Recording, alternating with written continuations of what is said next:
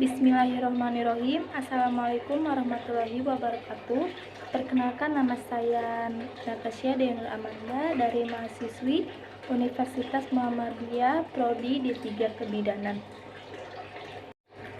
Di sini saya akan menjelaskan tugas mata kuliah Al-Islam Kemuhammadiyahan yang berjudul Implementasi Konsep Teologi Al-Ma'un dan Al-Asri dalam Organisasi Muhammadiyah tahun 2010 sampai 2015. Nah, di sini ada pengertian organisasi Muhammadiyah, yang dimana organisasi Muhammadiyah ini didirikan oleh Kiai Haji Ahmad Dahlan ketika umat Islam dan masyarakat Indonesia berada dalam keadaan terhimpit, di mana Islam hampir di seluruh dunia berada di bawah cengkraman penjajah dan kebekuan pemikirannya. Keagamaan ini hingga mudah dijumpai keadaan umat Islam di sana sini seperti di kebodohan, keterbelakangan, dan kemiskinan. Dan selanjutnya ada implementasi konsep teologi Al-Ma'un dan Al-Asri dalam program Muhammadiyah tahun 2010 sampai 2015. Yang pertama ada implementasi konsep teologi Al-Ma'un. Dalam konsep teologi Al-Ma'un ini pada masa Kiai Haji Ahmad Dahlan teraplikasikan dalam 3 bidang gerakannya, seperti bidang pendidikan, bidang kesehatan, dan bidang sosial. Konsep teologi Al-Ma'un tidak hanya terdapat pada ketiga bidang tersebut, tetapi mengalami peluasan, dan pesan konsep teologi Al-Ma'un akan terlihat dalam kontribusi Muhammadiyah sebagai berikut.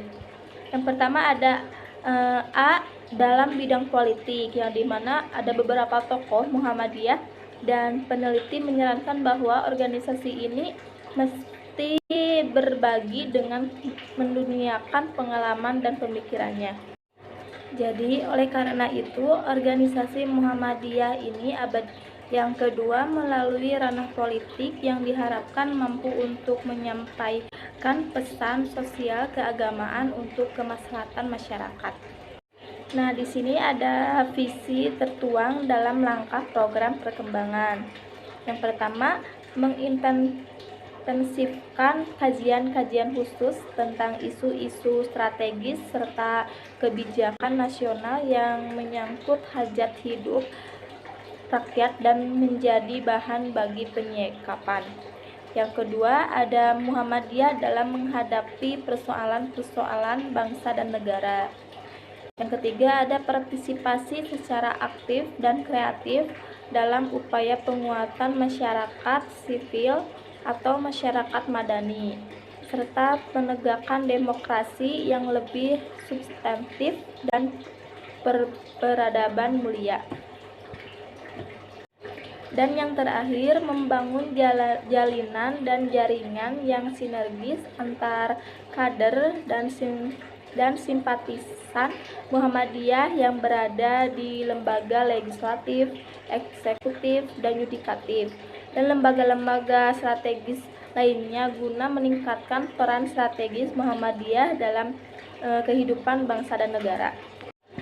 Selanjutnya ada B, dalam bidang ekonomi, yang dimana memasuki abad yang kedua, gerakan Muhammadiyah ini menyantuni anak yatim piatu, memberi sedekah dan infak kurang berhasil karena orang miskin makin bertambah.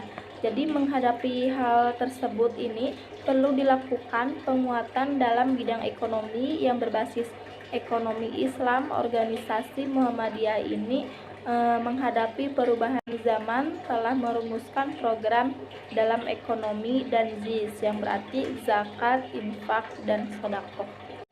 Nah, untuk misi pengembangan kapasitas dan bangkitnya kembali etos ekonomi Muhammadiyah untuk meningkatkan pemberdayaan ekonomi dan kesejahteraan umat. Nah, di sini ada langkah-langkah program pengembangan sebagai berikut.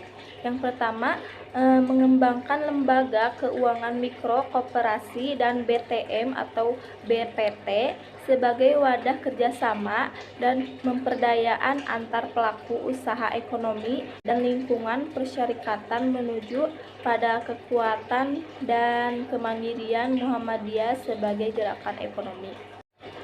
Yang kedua yaitu meningkatkan pembinaan kualitas sumber daya manusia pelaku usaha ekonomi umat melalui kegiatan pelatihan, pendampingan, dan konsultasi bisnis yang intensif dan sistematik. Yang ketiga ada pengembangan usaha atau bisnis retail, barang konsumsi dan usaha-usaha unggulan yang memiliki nilai tambah yang tinggi, disertai dengan dukungan permodalan dan sumber daya manusia dan jaringan yang kuat di seluruh lingkungan persyarikatan.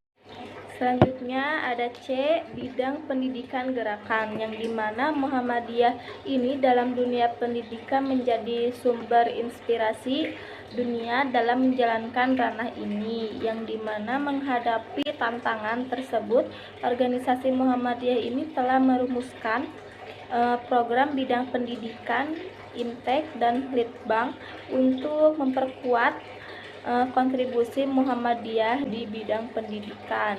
Adapun program pendidikan sebagai berikut. Yang pertama, meningkatkan peran dan fungsi pendidikan Muhammadiyah sebagai lembaga pelayanan masyarakat dengan membuka dan memperluas akses dan kesempatan bagi seluruh masyarakat tanpa memandang suku, bangsa, agama, dan kelas sosial, untuk memperoleh pendidikan yang bermakna bagi diri kita sendiri, keluarga, dan masyarakat. Yang kedua, meningkatkan peran dan fungsi lembaga pendidikan Muhammadiyah sebagai pusat pembelajaran dan pencerahan, mencerdaskan, dan memperdayakan peserta didik sehingga menjadi manusia yang bertakwa, berilmu, pengetahuan, terampil, berkepribadian, kuat, mandiri, berorientasi terhadap kehidupan masyarakat, umat, dan bangsa. Yang ketiga, ada mengoptimalkan peran dan fungsi lembaga pendidikan Muhammadiyah sebagai pusat dakwah Islam melalui usaha-usaha memperluas dan memperdalam pemahaman agama. Yang ketiga, ada mengoptimalkan peran dan fungsi lembaga pendidikan Muhammadiyah sebagai pusat dakwah Islam melalui usaha-usaha memperluas dan memperdalam pemahaman agama, mengamalkan ibadah berdasarkan tuntunan Rasulullah SAW.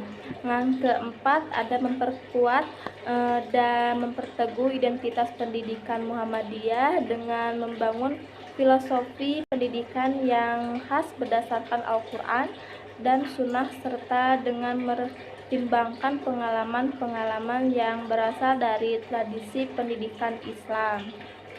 Yang kedua, ada implementasi konsep teologi Al-Asri, yang dimana konsep teologi Al-Asri ini ada dalam jiwa Muhammadiyah dan terimplementasikan dalam program Muhammadiyah tahun 2010 sampai 2015. Dapat terlihat melalui pesan yang terkandung dalam surah tersebut.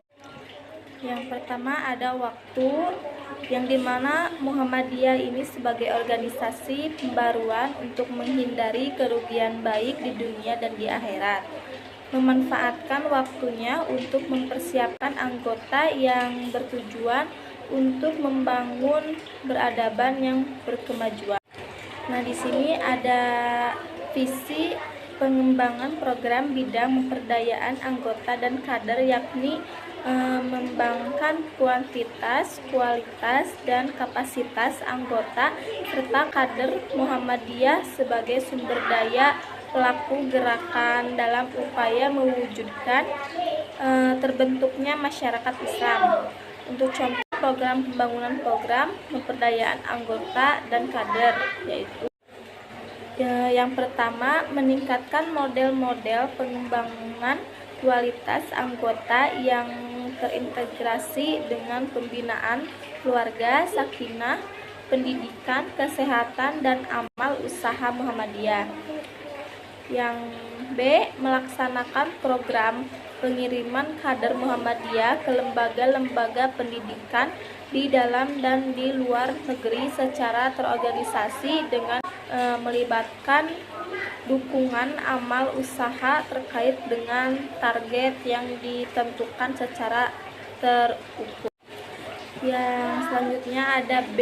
Iman dan amal saleh, yang dimana pesan iman ini dan amal saleh dalam Al-Asri terlihat dalam program bidang tajwid dan pemikiran Islam sebagai gerakan pembaharuan yang kritis, dinamis, dan proaktif dalam menjawab problem dan tantangan aktual sehingga Islam menjadi sumber pemikiran, moral, dan praktis sosial kehidupan umat bangsa. Di sini ada contoh program bidang tajdid dan pemikiran Islam. Nah, untuk contohnya di sini ada menyegarkan dan mengembangkan pemahaman dan pengalaman ajaran Islam dalam kehidupan masyarakat yang multikultural dan kompleks, disertai dengan perumusan risalah Islamiyah, tafsir Al-Quran, dan pemikiran keislaman lainnya. Selanjutnya ada B. Memulai menyusun tafsir Al-Quran yang dapat menjadi rujukan dan panduan atau pedoman bagi seluruh warga Muhammadiyah. Selanjutnya ada C. Mengoptimalkan peran kelembagaan dan pusat-pusat kajian bidang tajdid, tarjih, dan pemikiran Islam. Di sini ada poin terakhir, yaitu C. Dakwah. Kemampuan bahasa sangat menentukan di dalam akses komunikasi dan informasi dakwah ke berbagai elemen masyarakat dunia. Dengan kata lain, dai masa kini di samping harus menguasai materi, bahasa, dan filsafat. Di sini ada contoh program pengembangan program bidang tabligh, yaitu menyusun pedoman-pedoman atau tuntunan-tuntunan yang materi tabligh yang bersifat praktis dan menjadi acuan bagi para mubaligh, serta semakin tumbuh kembangannya kehidupan keagamaan, keislaman, dan masyarakat ini seperti tuntunan pedoman tabligh, kurikulum materi tabligh, materi khutbah, dan pedoman kehidupan beragam sehari-hari. Yang B. Menghidupkan dan mengembalikan berbagai jenis pengkajian di lingkungan persyarikatan dan umat Islam, disertai pengembangan materi, pendekatan, metode yang menarik dan serta tepat sasaran, serta meningkatkan keyakinan, pemahaman, dan pengalaman Islam yang lebih berwajah Ramatul Ilm. Yang terakhir ada meningkatkan kuantitas dan kualitas mubaligh yang dapat menjangkau multi teknis dan multimedia dan berbagai lingkungan kehidupan masyarakat, termasuk di televisi, melalui berbagai kursus, pelatihan, dan kegiatan-kegiatan lainnya. Mungkin dari saya cukup sekian. Mohon maaf bila ada kesalahan. Assalamualaikum warahmatullahi wabarakatuh.